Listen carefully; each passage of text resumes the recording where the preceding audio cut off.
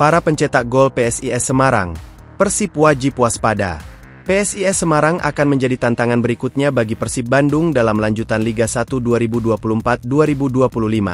Sesuai jadwal, PSIS akan bertandang ke Stadion Sijalak Harupat, Kabupaten Bandung, pada Minggu, 15 September 2024.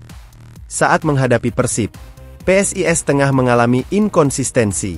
Dari satu pertandingan ke pertandingan berikutnya, hasil yang diraih PSIS tidak selalu memuaskan. Di laga pembuka, PSIS yang bermain di kandang justru kalah 0-1 dari Persita Tangerang.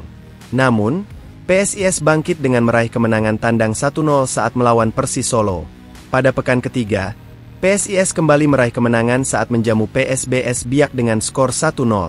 Namun, di laga terakhir, PSIS kalah 1-2 saat melawan Dewa United. Catatan pentingnya adalah PSIS mengalami kesulitan dalam mencetak gol di 4 laga yang telah dilalui. Setelah tidak mencetak gol di laga perdana, PSIS hanya mampu menyarangkan 1 gol di 3 pertandingan berikutnya. Namun, Persib perlu mewaspadai para pencetak gol PSIS yang berasal dari berbagai posisi. Alveandra Dewangga, pemain bertahan, mencetak gol dari sepak pojok dalam laga kontra Persis Solo.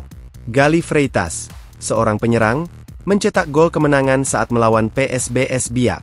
Terakhir, David Maulana mencetak gol penalti di laga melawan Dewa United. Meskipun golnya tidak cukup untuk menghindari kekalahan. Ketika PSIS menghadapi Persib, ketiga pemain tersebut tentu harus mendapat perhatian khusus.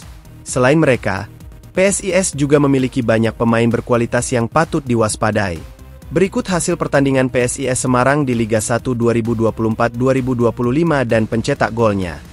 PSIS Semarang versus Persita Tangerang 0-1, Persis Solo versus PSIS Semarang 0-1, Alveandra Dewangga. PSIS Semarang versus PSBS Biak 1-0, Gali Freitas. Dewa United versus PSIS Semarang 2-1, David Maulana. Kabar baik datang dari Beckham Putra Nugraha jelang laga Persib versus PSIS. Kabar baik datang dari gelandang Persib Bandung, Beckham Putra Nugraha menjelang pertandingan pekan kelima Liga 1 2024 hingga 2025. Beckham, yang sebelumnya mengalami cedera lutut, kini sudah kembali bergabung dengan latihan tim setelah menjalani program pemulihan yang positif.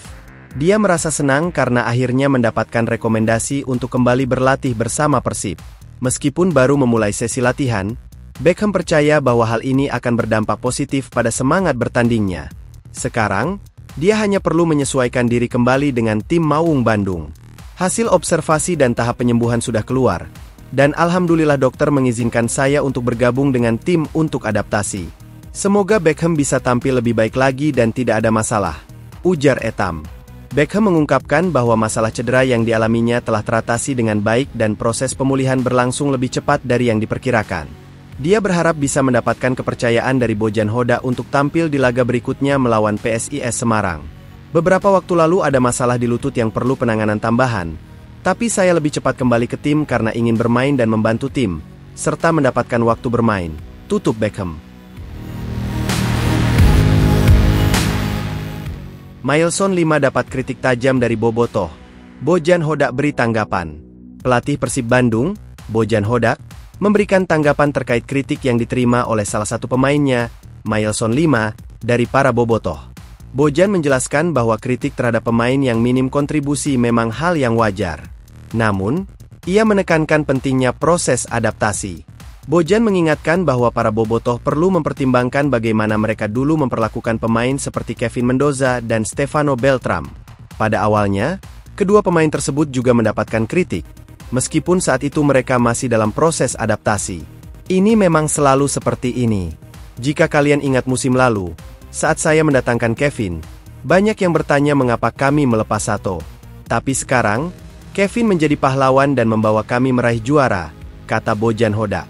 Begitu pula saat saya merekrut Stefano, banyak yang bertanya, kenapa Stefano? Madinda lebih baik. Namun, setelah itu Stefano meraih juara dan semua orang menyesali kepergiannya, tambah Bojan. Bojan juga menyinggung pengalaman Tirone Del Pino, yang sebelumnya sempat diragukan.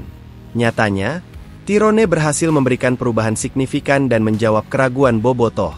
Tirone datang karena dia adalah pemain kami dan memiliki klausul kontrak yang membuatnya otomatis memperpanjang kontraknya jika kami menjadi juara.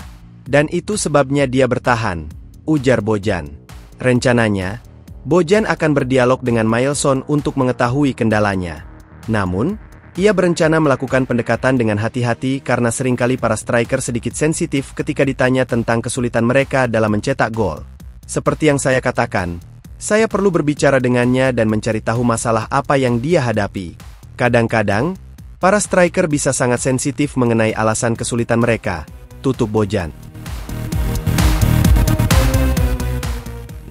Sosok pengganti DDS di laga Persib Bandung versus PSIS diandalkan Hodak akan tampil sejak menit pertama. Inilah sosok pengganti David Da Silva untuk laga pekan kelima Liga 1 2024-2025 antara Persib Bandung dan PSIS Semarang. David Da Silva, penyerang utama Persib Bandung, dipastikan absen kembali dalam pertandingan melawan PSIS Semarang.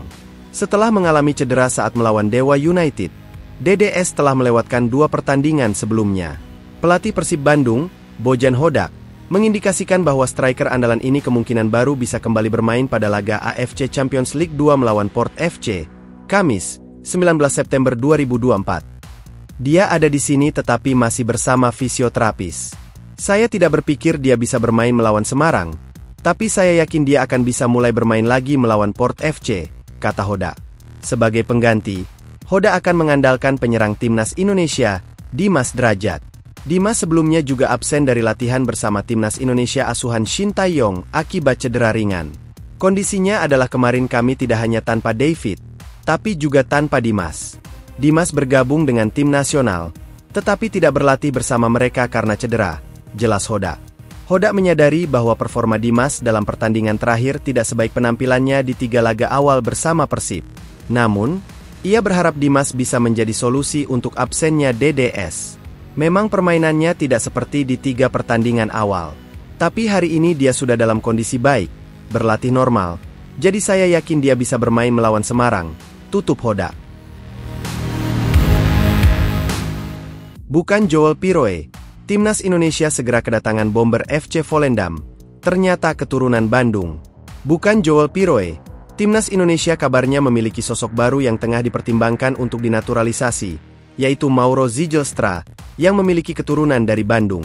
Joel Piroe sempat menjadi kandidat untuk menjadi striker naturalisasi timnas Indonesia. Bomber Leeds United asal Belanda ini dirumorkan memiliki keturunan Jawa. Namun, setelah klarifikasi bahwa Joel Piroe tidak memiliki keturunan Jawa, sosok lain muncul sebagai calon naturalisasi. Mauro Zijlstra, striker berusia 19 tahun dari FC Volendam U21, dikabarkan sedang mempersiapkan dokumen untuk proses naturalisasi. Menurut informasi dari kanal YouTube Football Premier, Mauro Zijlstra menjelaskan tentang proses administrasi yang sedang berlangsung untuk bergabung dengan timnas Indonesia. Ya, saat ini saya sedang dalam proses, begitu mereka menyebutnya. Kami sedang mengurus paspor saya, dan mereka memeriksa dokumennya. Jika tidak ada masalah, saya akan segera terbang ke Indonesia, ungkap Mauro Zijlstra mengenai proses naturalisasinya. Mauro Zijlstra memiliki keturunan dari Bandung melalui neneknya, dan ayah kandungnya yang berdarah Indonesia membuatnya berhak untuk dinaturalisasi oleh skuad Garuda. Selain sebagai striker, Mauro Zijlstra juga dikenal sebagai gelandang serang dengan postur 1,88 meter yang memungkinkannya unggul dalam duel-duel di depan gawang lawan.